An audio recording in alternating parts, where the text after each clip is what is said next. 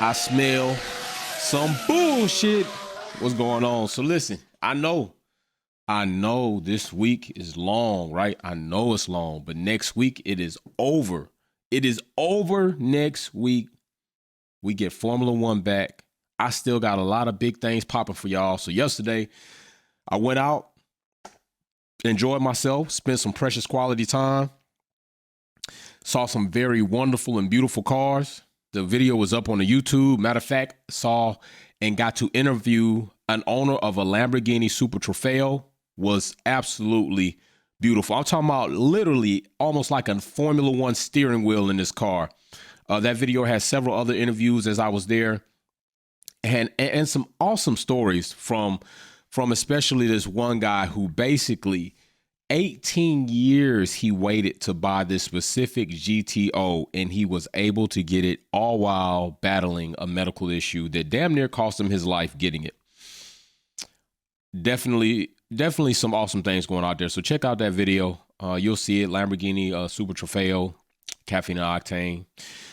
But getting to this, I like stats, but there are some times where analysts and platforms make up stats and generate stats that really don't mean shit, right? Really don't mean shit. Like, we're not talking about all-time stats. We're not talking about like all-time leader stats. We're talking about stats that definitely should probably stop, unless it's a mile marker, unless it's like, yo, he or she is coming up on the most race wins in the history of whatever sport that they participate in, right?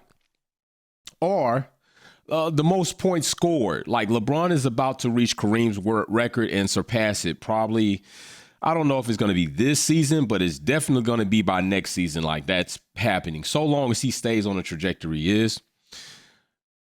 Tom Brady, passing touchdowns, stuff like that is cool. But when they do, and we're going to get to the salty shit with Merck, but when they do shit like this with Max, has finished first or second in the 21 of the last 22 races where he's made it to the checkered flag. That's a lot of fucking rearranging to try to make up some damn stat to make Max look good, right? Like, we're what? 2 races in the season? About to be 3? Like, ain't even 22 races in the season yet. Like, are you taking races from last season at some point and like adding these seasons? Like, no, I hate that shit. I hate when they do stats like that. I really do hate it. Like, it's fucking pointless. It's pointless, and I do not like it. I was really hoping, like, and I wasn't even going to go into, like, if you know about this post being an old post and they reposted it, cool, I can go with that. But I'm pretty sure it's somebody's trying to make and embellish this bullshit ass stat. But let's get to the salty stat, right? The salty stat about Merck. The only Mercedes to lead an F1 race this season, right? The safety car. That's a fucking shot, man. That's a shot. And with that shot being said and posted, I'm like, is ESPN choosing sides? Like, I know they had a post about Red Bull 0 points. I mean, but that's legitimate, right? Red Bull went home with 0 points. But seeing that they posted something like this about Mercedes, which is legitimately a shot, like the only car to lead for Mercedes this season is a safety car. Come on, what happened to the double retirement? Where's the shot post on that for Red Bull, right? Where's the shot post on that? Where's the post like Red Bull steady concentrated in Mercedes side pods? Maybe they should have been worried about their fuel issues. Where is that post?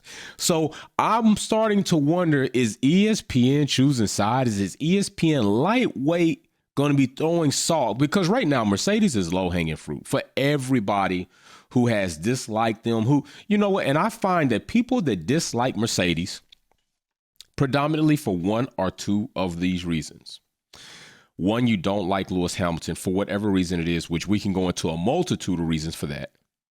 2, you're a sore loser and you don't like to see people consistently win, which means you probably play video games or games out there in the community and you got your ass whipped several times and you just couldn't stand that person that kept whooping your ass. Like, it's one of those things.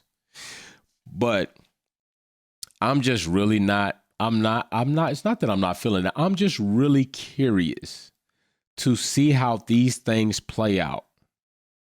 If Mercedes continues to struggle, which it's okay to mention that they're struggling, but when you don't really blast in the same light that a team who basically had triple DNFs, both Red Bull cars and the AlphaTauri car, I wonder why not?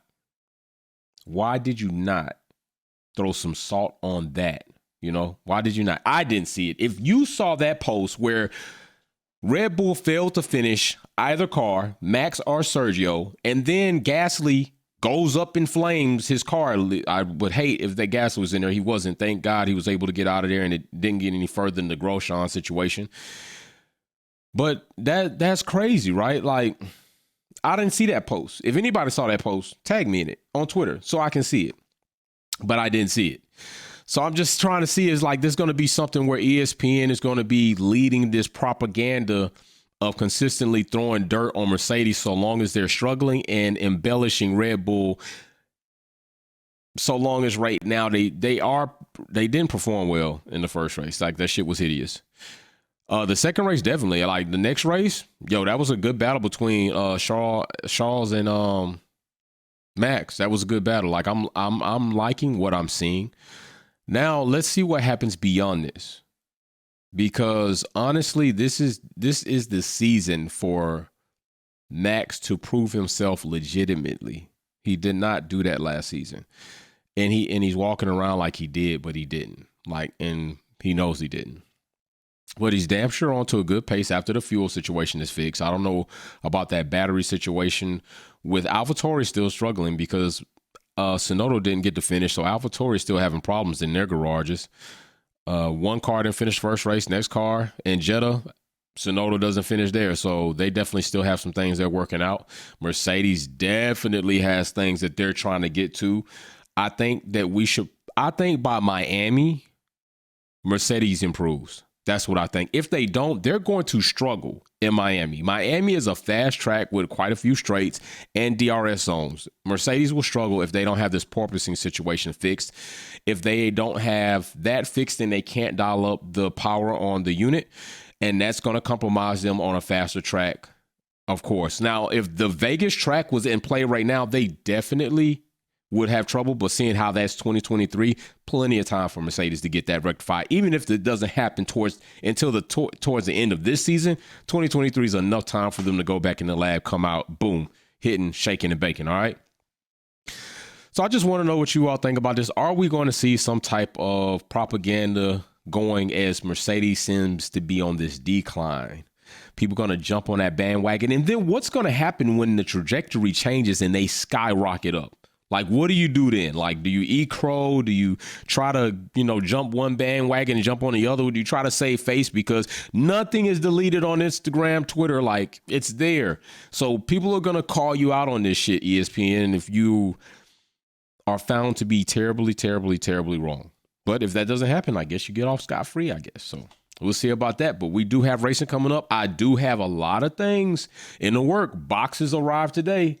I got something right over here that I would show you, but it's not time yet. It's not all together yet. It is for you all. Stay tuned because it's going to be announced on one of the finale laps. It's going to be great. Great. Like, I'm looking at it right now. I'm loving what I see. Of course, I designed it. And if I designed it for you, of course, it's fire. It's fire. Just believe that. I'm giving back to my community because my community provides, encourages, and supports my channel. And that's what a lot of people should do, but they don't. But I do. I do. So I really do appreciate y'all. Let me know what y'all think. If somebody saw that post, the triple, quadruple, double dipple failure by Red Bull teams, tag me in that because I didn't see it. Let me know what you think about this Mercedes post. Do you think it's some salt? Do you think it's like, oh, that's legitimate? Because I don't. I think it's kind of like some salt. I think it's like a poke you in your eye type thing. I definitely don't like fake, not fake, but plushed up stats that really shouldn't even be a damn stat. With that being said, hey, we're almost through this vacation week. I know it's been rough, but we're going to be jamming and pamming real soon. So y'all stay up, and you know what I say, just build it out. Thanks for tuning in and watching another video here at Wolfpack Performance. Check out some of my other content on Formula One issues, our topics, and our DIY products on how to customize your vehicle. Don't forget to comment, like, share, and subscribe. See you soon.